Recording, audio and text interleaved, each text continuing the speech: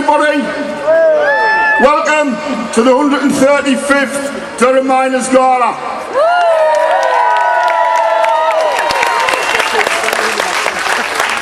It's a massive privilege and a massive honour for me to address this fantastic crowd of our people from Durham and elsewhere in the UK and our friends internationally. Welcome everybody to the most magnificent working class event in Britain, probably in Europe or the world. Massive event.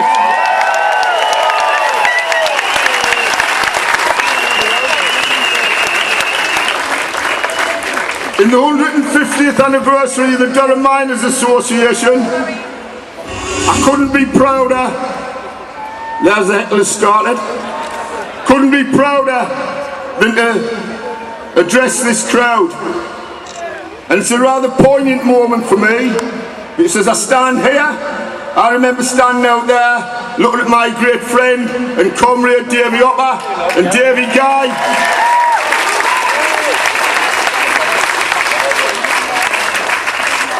Who was still very, very sadly missed, but I'm certain they'll be somewhere looking down, watching what I'm doing, so I'm getting a bit nervous.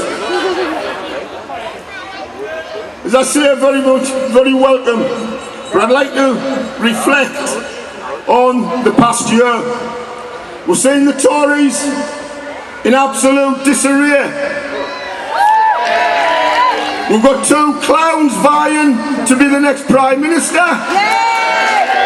But I'm certain you'll agree with me, the rightful Prime Minister is sitting on this platform with us today.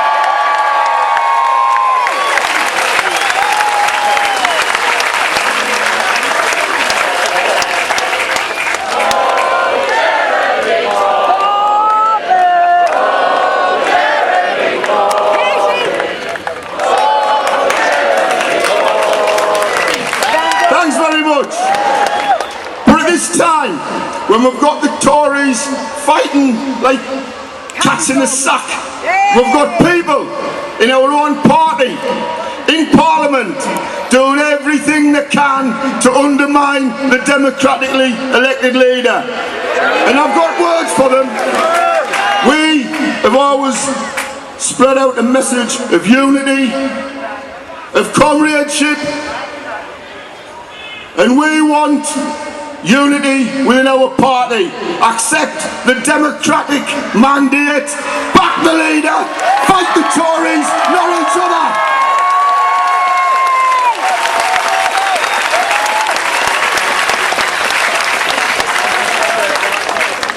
On that note, I'd like, in a solemn moment, to remember some of our comrades who have left us in the last year since we last met. We remember Frankie Shaw, Executive Committee member of the DMA from Darden Lodge. We remember Jeremy Hardy, an actor who was a massive supporter of the Durham Miners and the National Union of Mine Workers. Billy Elliott, another staunch supporter. And also the one and only unforgettable Myrtle Macpherson, who was a massive inspiration during the 84-85 strike. So I'd like to take a moment, and I'll pass over to the band, but now have some silence, pass over to the band, the Fishburn Band, to play Gresford.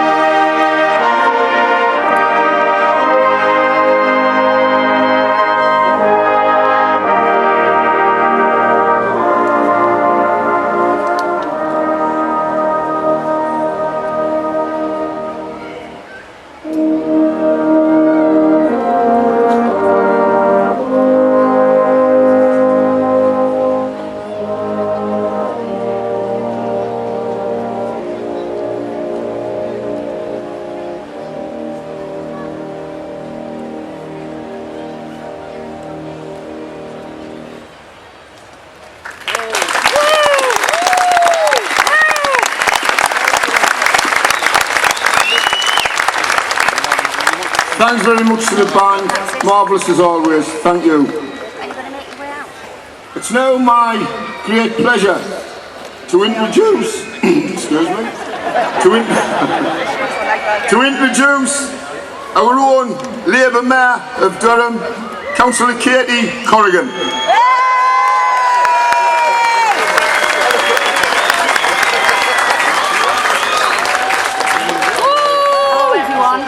Welcome to this, the 135th Durham Miners Gala and the 150 years of Durham Miners Association.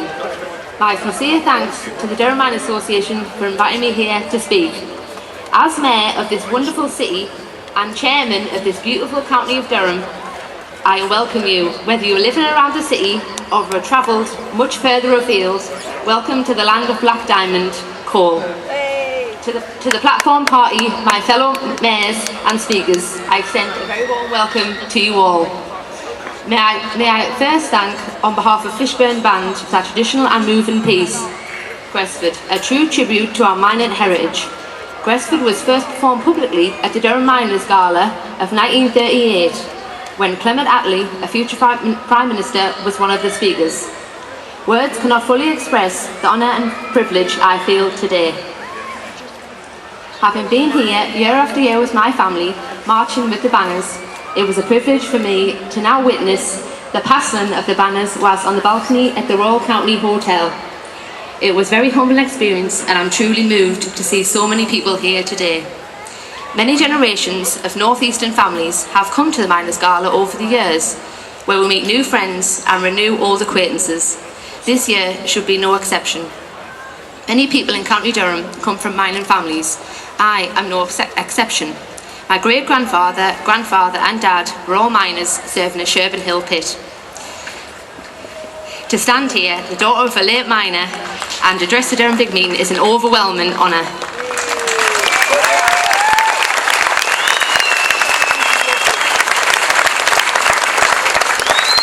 Thank you. Never in my wildest dream would I imagine that I'll be standing here, the youngest mayor of Durham in history.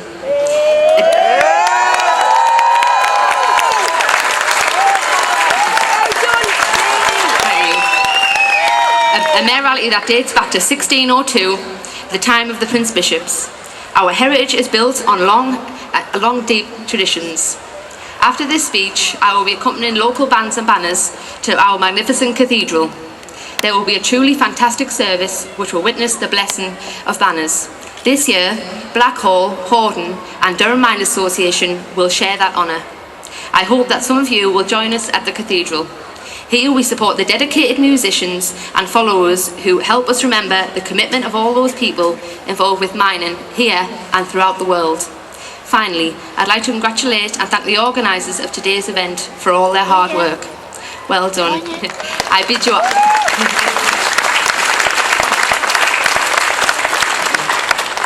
you all a heartfelt welcome to Durham, and I hope that you enjoy your day and that our tradition will be kept going for many years to come. Thank you.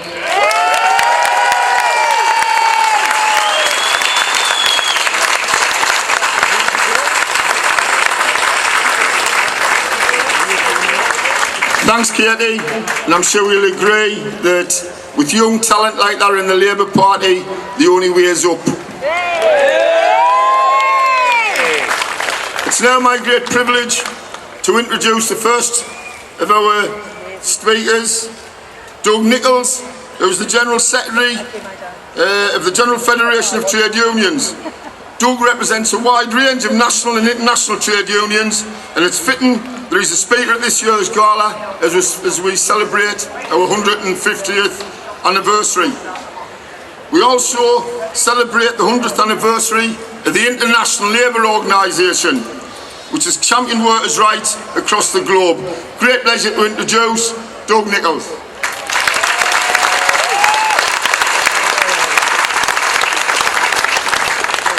Thank you, Alan. Thank you from the bottom of my heart for the greatest honour I've had in my life to address this great meeting on the 120th year of the GFTU and the 150th of the DMA. We should appreciate first today those sisters and brothers who, since we last met, have been prepared to lay down their lives for our cause. I'm thinking of the 7,000 Kurdish people who went on hunger strike to bring to the world's attention the continuing 20-year imprisonment of Abdullah Öcalan. Öcalan is the key to peace and democracy in the Middle East, and as we said last year, should be free. The best tribute to our predecessors is to make this anniversary the turning point to end the vandalism and pillage of our country that's reigned for 40 years, and to proudly raise our vision for socialism. Now, I've had the privilege of representing youth workers for all of my working life. The youth service has been as important as the NHS. We built the best one in the world. But at a stroke of a pen by George Osborne, it was demolished. And now there's a mental health epidemic of sad and lonely young people, knife crime and drugs. A generation tortured by a crazy dog-eats-dog world with little support. And you know, if you took the private wealth of the richest 1,000 people in England and used that to fund the youth service at its 2010 levels, you could keep it going not for 2 years, but for 2,400 years. We've done the maths. So don't ever tell me there's no cash around for public services and that we can't afford a new deal for our young people.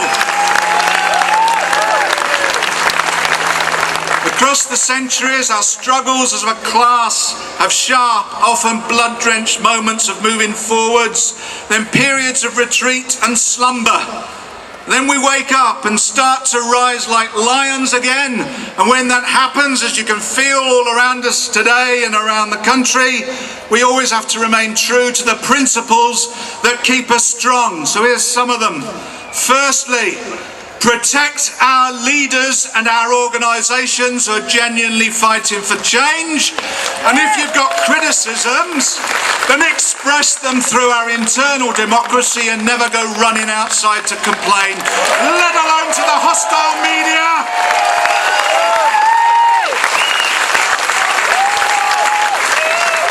We stand for unity amongst workers, and we'll fight with our last breaths against racism or any other form of division the reactionaries try to sow.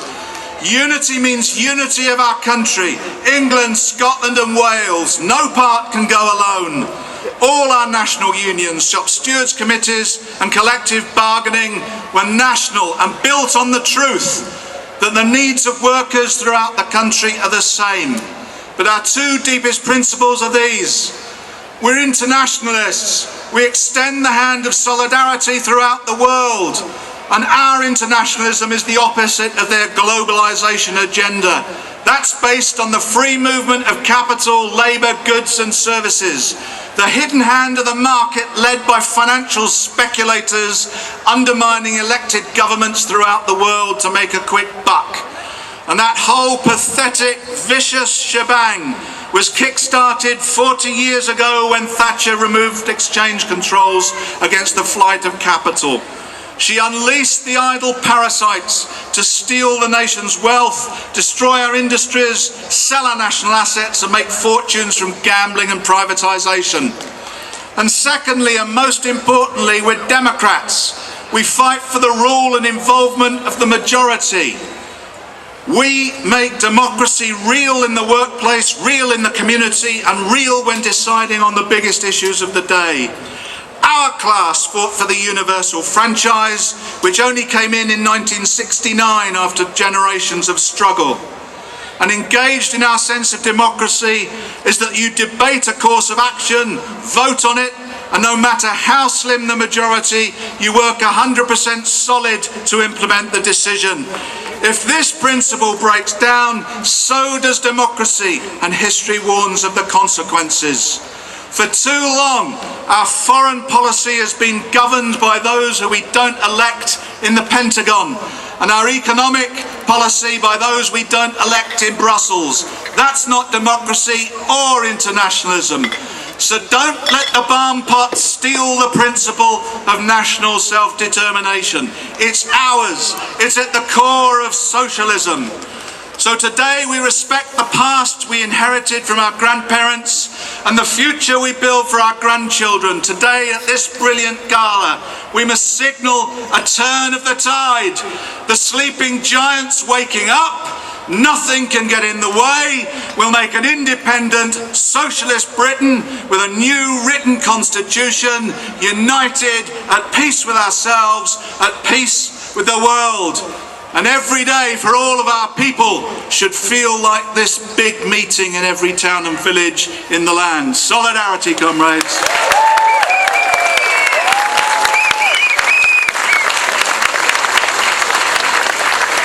Thanks, Doug. Our next speaker, Shami Chakrabarti.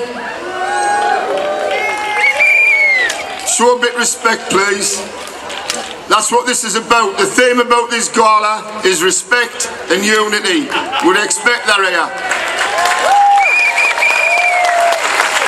Shami delivered the Dave Hopper Memorial Lecture last night, which I had the privilege to attend.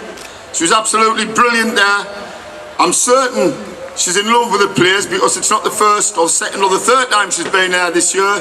She's a regular visit now, a big supporter of Morris and of his gala. It's my pleasure to introduce the Shadow Attorney General, Shami Chakrabarti.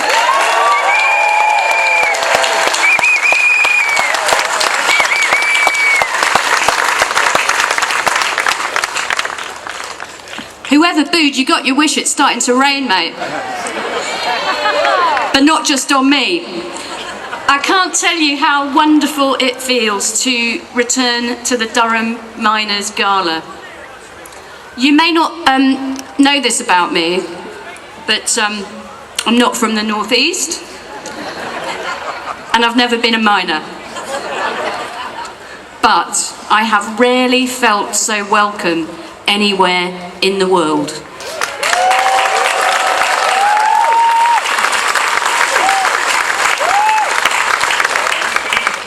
Seven years ago, I was greeted in the County Hotel by the great Tony Benn. And I was introduced here on the platform by Davy Hopper. It was my enormous honour to give a talk in his name and memorial last night. And whilst we miss them today, we can surely honour their lives in our memories, but especially in our struggles. I am the proud daughter of migrants to this country.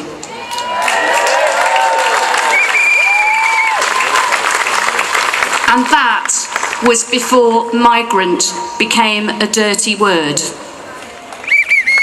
Even then, they were attacked, including violently, even as they walked with me in the pram, by far-right skinheads whose political descendants still threaten our communities today, peddling a hatred and division that we will only ever defeat with unity.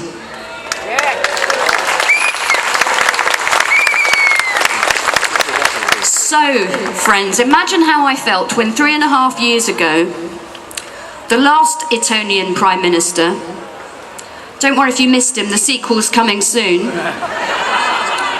taunted our wonderful and humane leader at Prime Minister's Questions for going with my dear friend Diane Abbott to Calais to talk to a bunch of migrants. That's what he said. Well, I've got some news for the right-wing bullies. Whether they're on the street, at the dispatch box, or even their corduroyed cousins in the Brexit party or in the pub. You don't need a whole bunch of migrants to make a stir. In my parents' case, 2 is sufficient.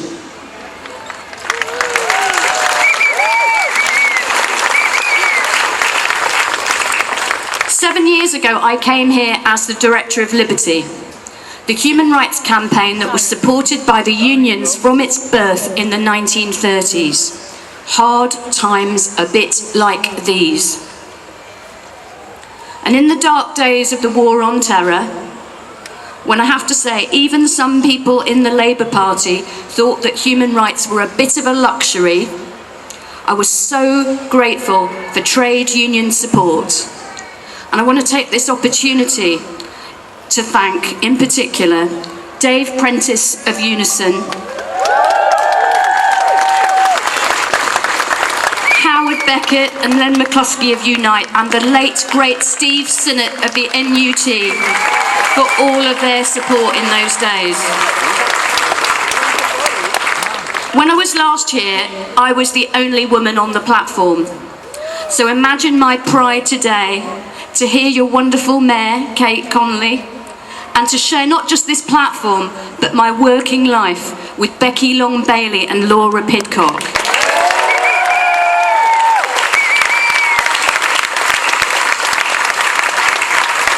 And I can promise you that the future is bright, because the future is brilliant young socialist internationalist women like them.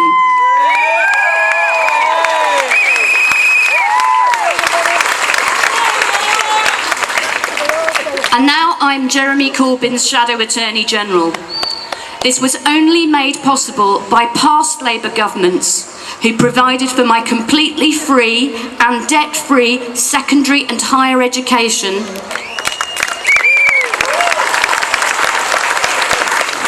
and a current Labour leadership that has decided to put peace, equality, sustainability and human rights at its heart.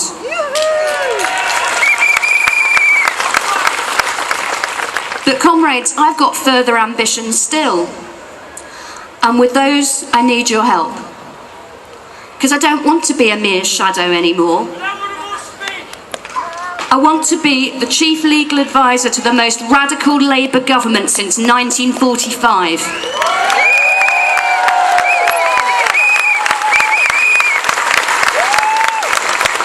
A government that gives hope to the children of migrants and the children of the poor in our country and everywhere else, by speaking truth to power and giving voice to the silenced, whether they be the women of Yarlswood Detention Centre or the children in cages on the Mexican border.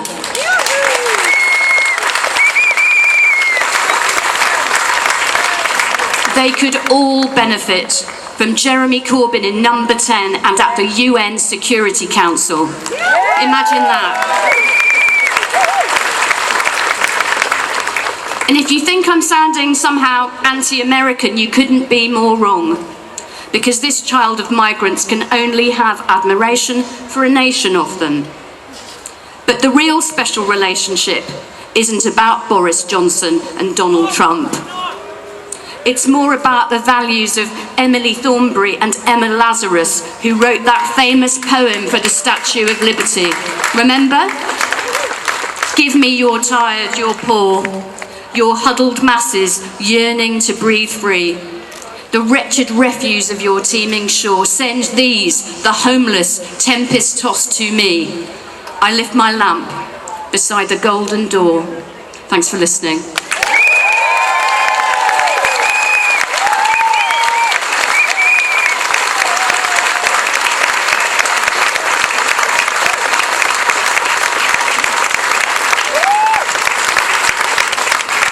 Thanks very much, Shami. Excellent address, as we've come to expect.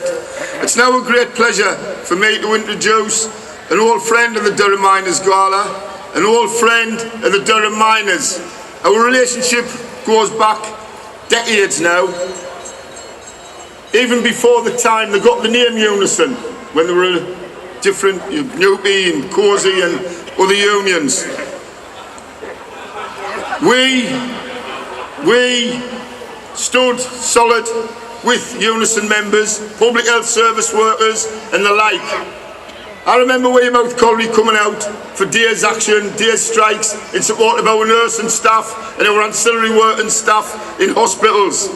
So it's a great pleasure now to stand again with our comrade and friend Dave Prentice, the General Secretary of Unison.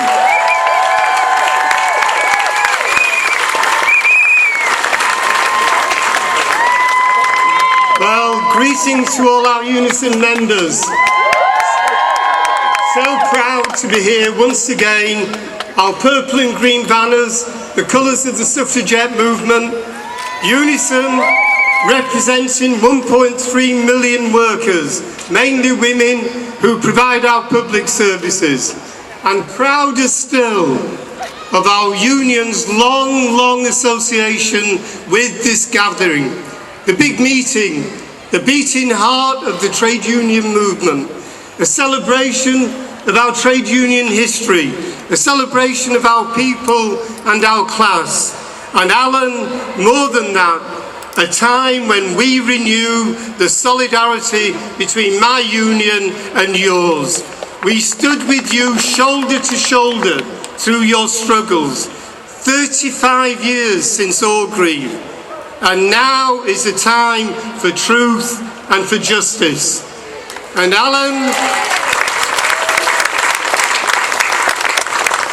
Alan, since those struggles, you have repaid us tenfold, standing in solidarity with all of our public service workers here in the North East.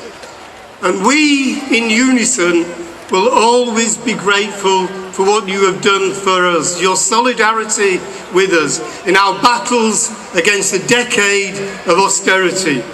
1 million decent jobs gone from our local communities across Britain. And while Boris Johnson bribes the rich with promises of tax cuts, our elderly, our frail, our vulnerable are suffering like never before. Care services collapsing, privatised, on the brink, starved of money, in meltdown. We are told that there is no money to look after our people. It is a lie. It's a downright lie. I'll tell you where the money can be found to end austerity.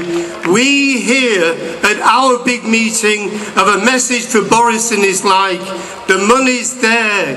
Just tax the rich.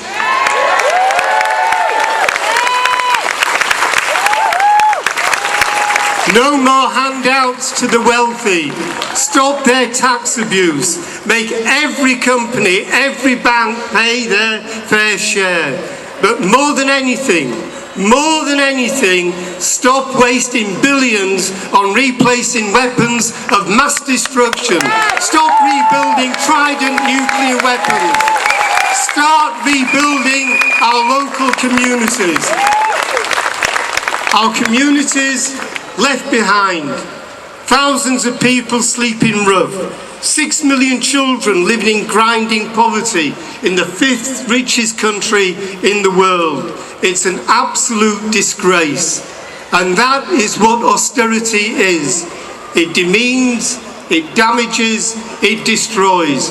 We will never accept that austerity was the only game in town. It never was, and it never will be. Austerity was a political choice by the rich and by the powerful, a Tory elite that said there is no alternative. Well, today we say to the Tories there is an alternative. We say to the Tories, your days are numbered. It's time for a general election. Time to get our party, our Labour Party, into power. Our people need a Labour government like never before. For too long, our class, our people have been failed. And we say today, never, never, never again. Now is the time to take back control of our economy, our jobs and our public services. Now is the time to stand together, putting division behind us. Our radical trade union movement behind a radical Labour Party. And I have a message from our union to our Labour Party too.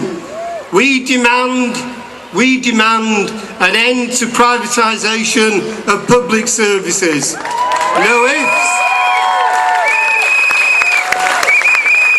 No ifs, no buts, no excuses, a day one commitment to end the scourge of privatisation, a day one commitment to bring all our people back in house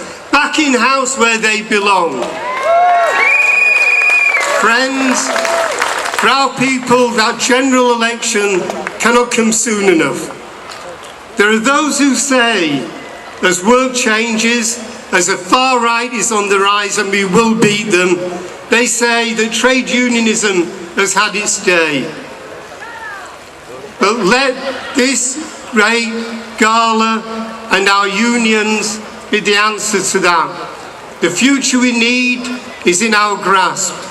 The future we believe in, the future we have fought for, all is within our grasp.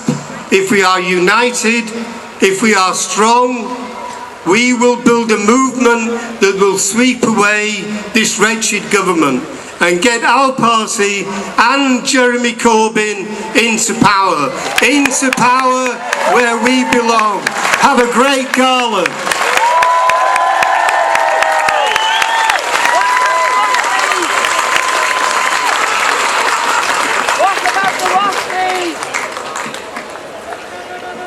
That's not going to work.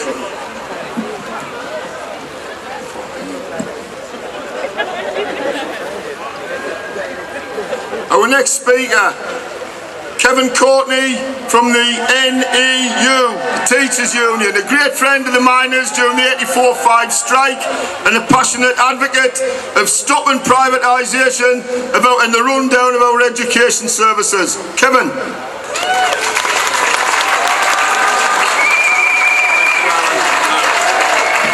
Thank you, Alan. As you've just heard, my name's Kevin Courtney, General Secretary of the National Education Union. And let me tell you, I am so proud to be here with you in this liquid sunshine today. Now, both of my grandfathers were miners, NUM members. They worked at the Cwm Colliery in the South Wales coalfield, and they would be really proud that I'm here today. This Miners' Gala is the biggest expression of working class pride and working class organisation in this country and in the whole of Europe. And it matters.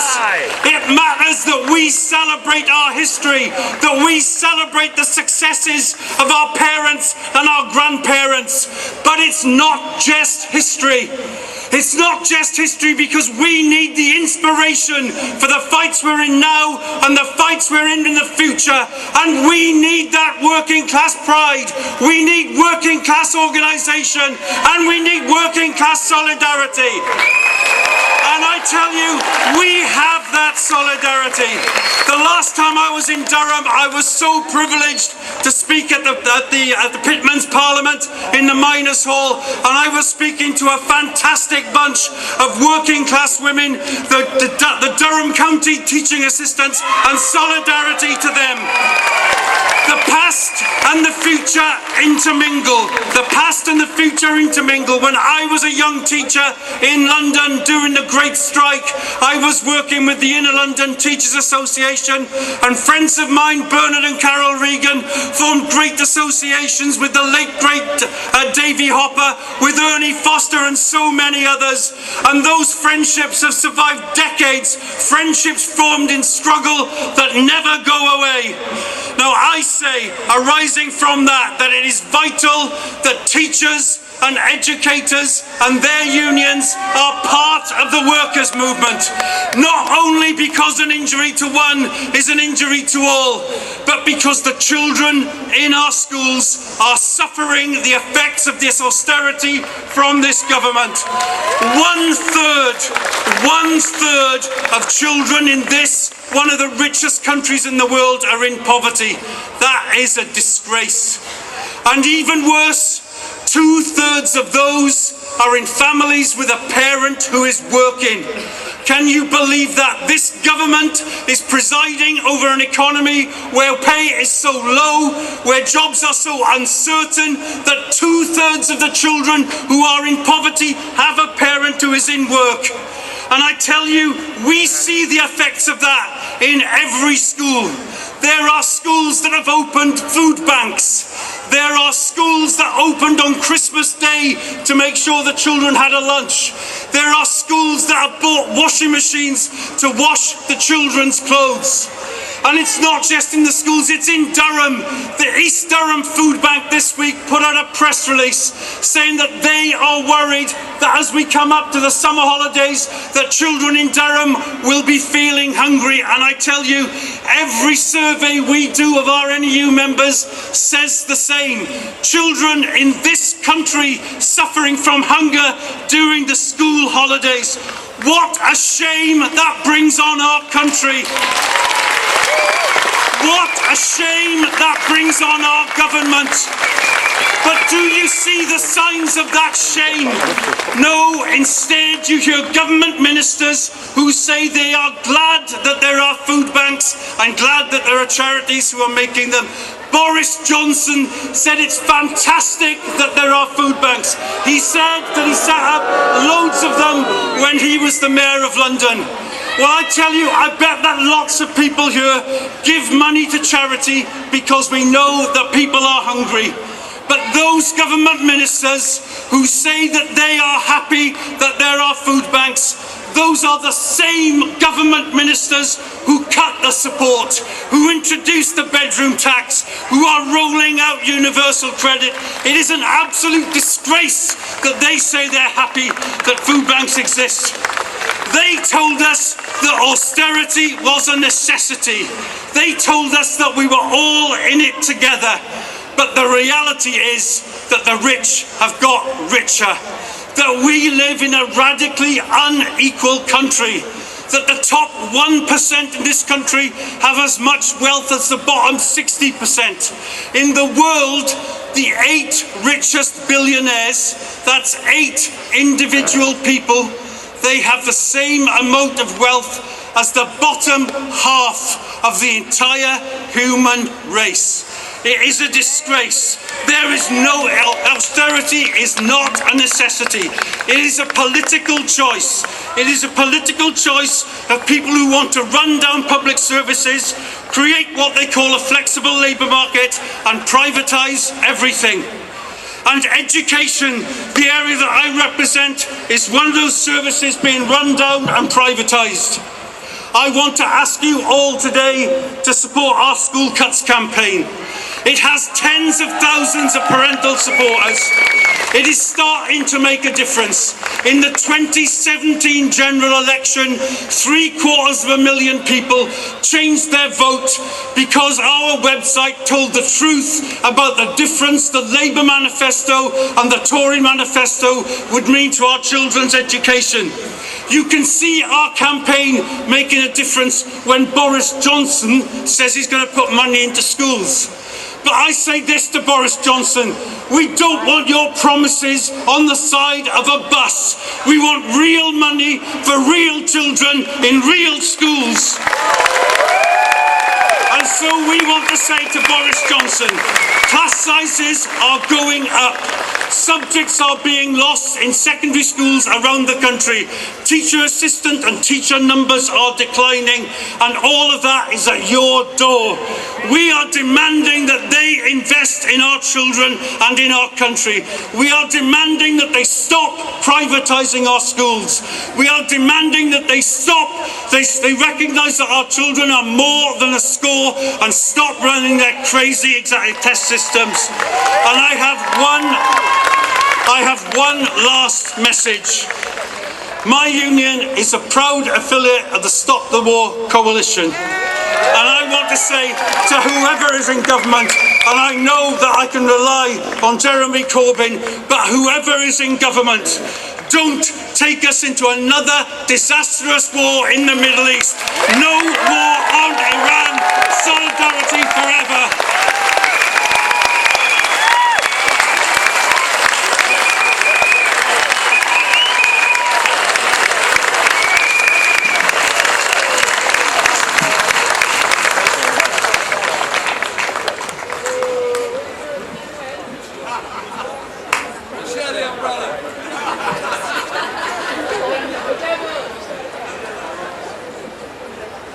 If this doesn't work, we'll get a brolly. It's now my great pleasure to introduce one of our very own MPs, a daughter of the Durham coalfield, a true radical, a true socialist, and I'm proud to call her my new friend, Laura Pidcock.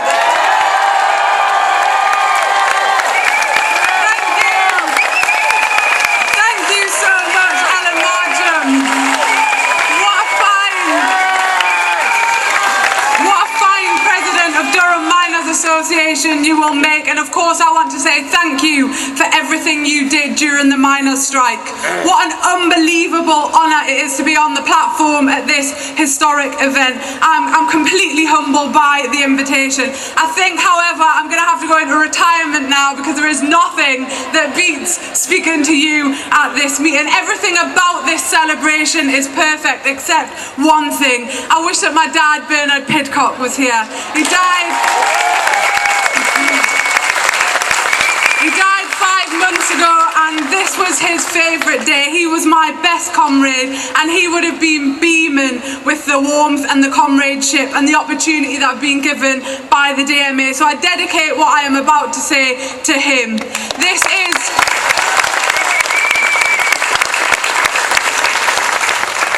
is the best of working class culture. The incredibly moving brass bands, the beautiful banners painted in love and detail. Today we hold those banners high because we are one movement. We are connected through our shared struggle, our principled beliefs and our unwavering optimism. We are one people standing up against the brutality of this system. Today in Durham, we remember those brave miners who stood up against the violence of Margaret Thatcher's government.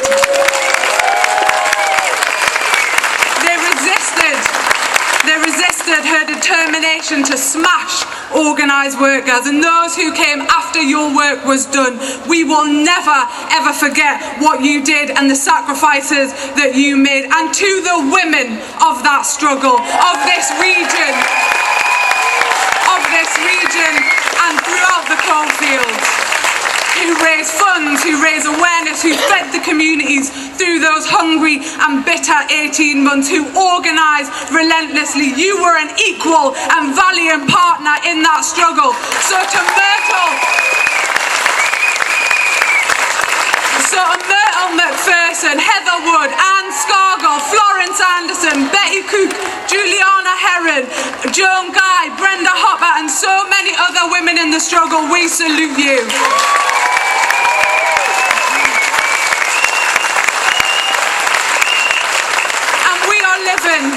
We are living with the scars of that period, are we not? Thatcher's neoliberal free market dogma reveals fresh wounds every single day, and within the blink of an eye, through clever legislation, the propaganda of the papers and through the greed of the powerful, they have sucked the colour out of our community. So many of our schools sold off from under our noses, huge chunks of our NHS gifted to the vultures who could not care less about the health of our mothers or fathers or children. People being paid less and less to work more and more.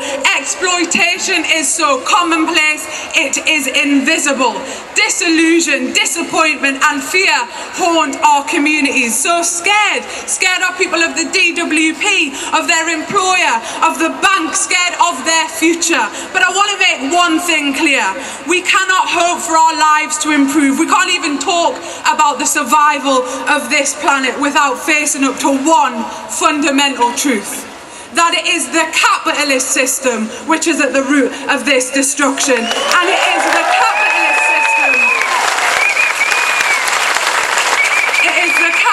system which must be looked at squarely in the eyes and taken on, because, comrades, there is another way. In government, I will oversee a Ministry of Labour. That ministry will be proudly and powerfully on the side of the worker. It will free the trade union movement from their shackles so they can organise and represent their members again. Zero-hour contracts will be banned, workers will have the confidence that their rights will be enforced, and of course we will repeal the anti-trade union laws.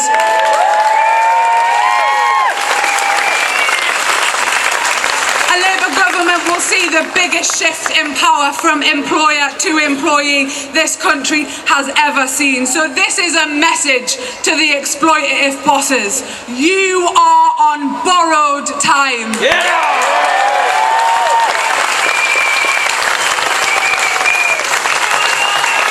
And to realise this dream, you need to remember a fundamental thing. Being working class is not about how you feel. It's fundamentally about your position in society. It's about the power you have. It's about what you own. It's about whether or not by hand or by brain you need to work to live. The fact is, that is the majority of us, and working class people know that is the root of our power. And of course, let's not be naive or determined to change the balance of power will be met with resistance, and there will be conflict in that ideological battle, and so too the activists. I know this struggle is hard. I know it's tiring arguing for a different system. It's exhausting battling the press. It's energy sapping being that person to stand up only to be met with outrage or apathy. It's painful being called an extremist when you have fought your whole life for peace. When you are called a racist, when you're called a racist but you define yourself by your anti-racism activism. But friends, in years to come, when we look back, people will be in awe that you did not shrink back from the fire. So take your anger, take your pain, take your frustration, take your deep dissatisfaction with this system, and occupy every single space with your politics, without embarrassment, without hesitation, and without fear, because there is nothing more important than this political project. And of course, we must stay disciplined. We must not underestimate the forces that we are up against. We must use our energy, however, not on those who are fickle and flighty, but on defeating the evils of exploitation, greed, and the unfettered power of the ruling class. And when we feel like that mountain is too high, remember each other here today. Get your head down. Take one step at a time. We will defeat it. They say, comrades, that the darkest hour is just before dawn. Well, sisters and brothers, dawn is on its way. We have everything to win.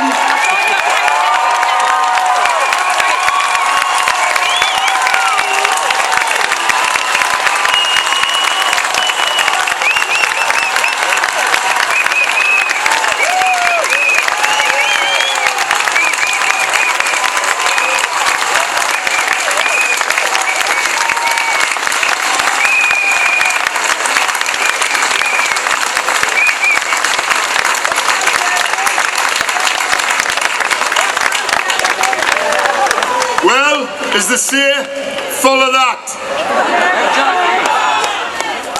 I don't envy our next speaker, Dave Ward from the CWU. It's Dave's first time speaking, I believe, at the Durham Miners Gala, and to follow such a powerful speech as we just heard from Laura, good luck, Dave.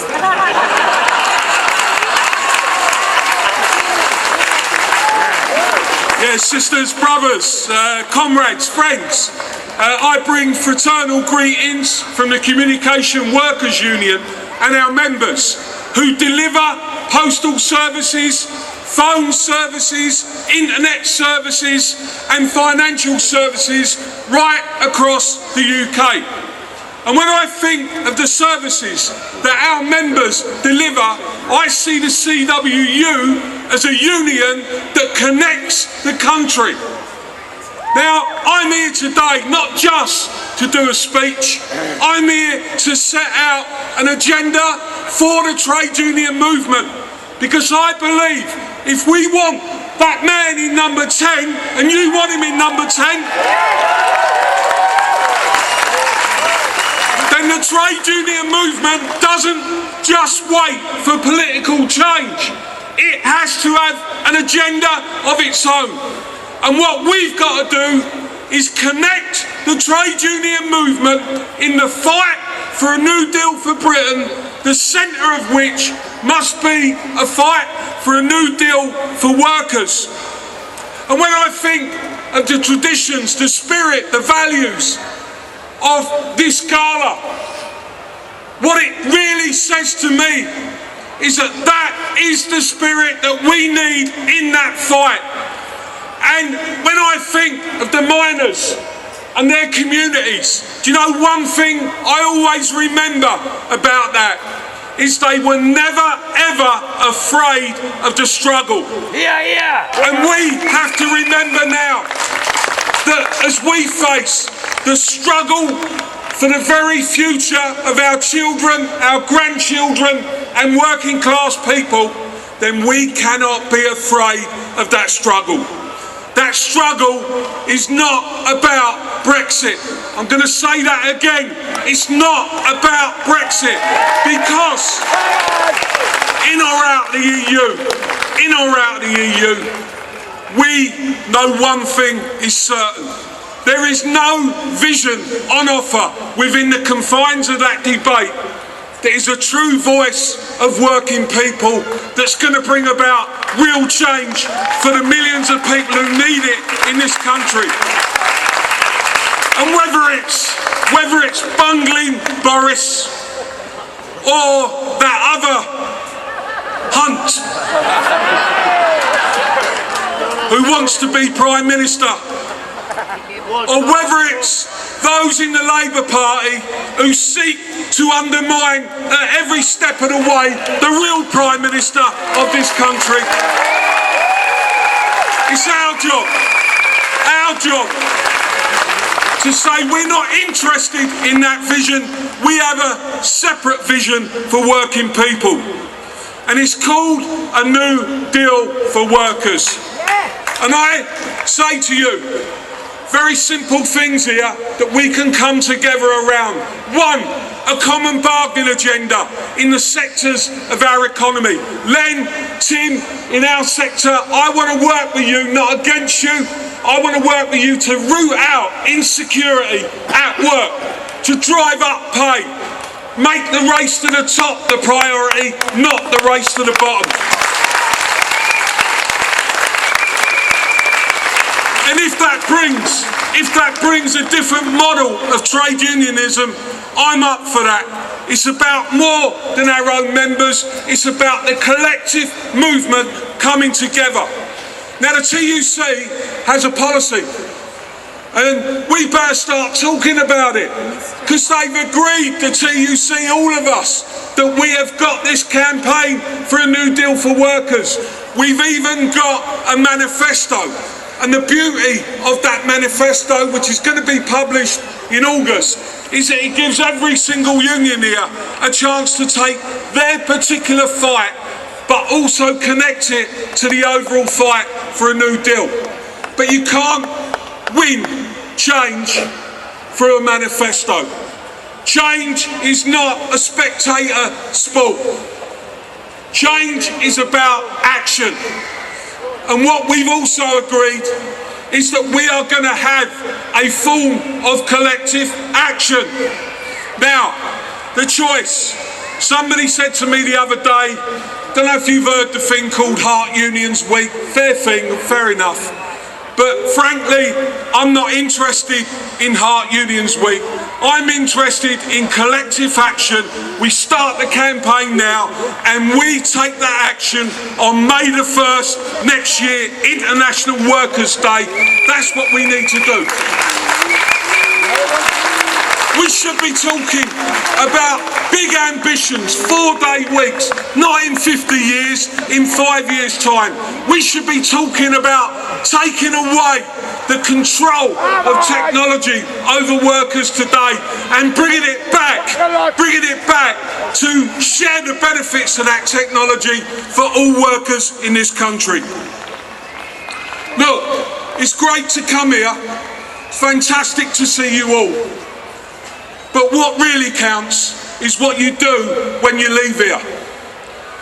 And I'm here to say, are you up for a new deal for Britain? Are you up for a new deal for workers? Are you up to defeat the evil of inequality and racism and fascism? Are you up for this man being the next Prime Minister of this country? say this. It's an old song.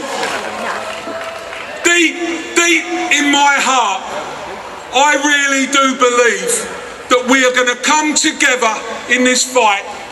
I believe that we will deliver a new deal. We will deliver Jeremy Corbyn. And most of all, I believe that we will reassert trade union values in this country. Thank you very much.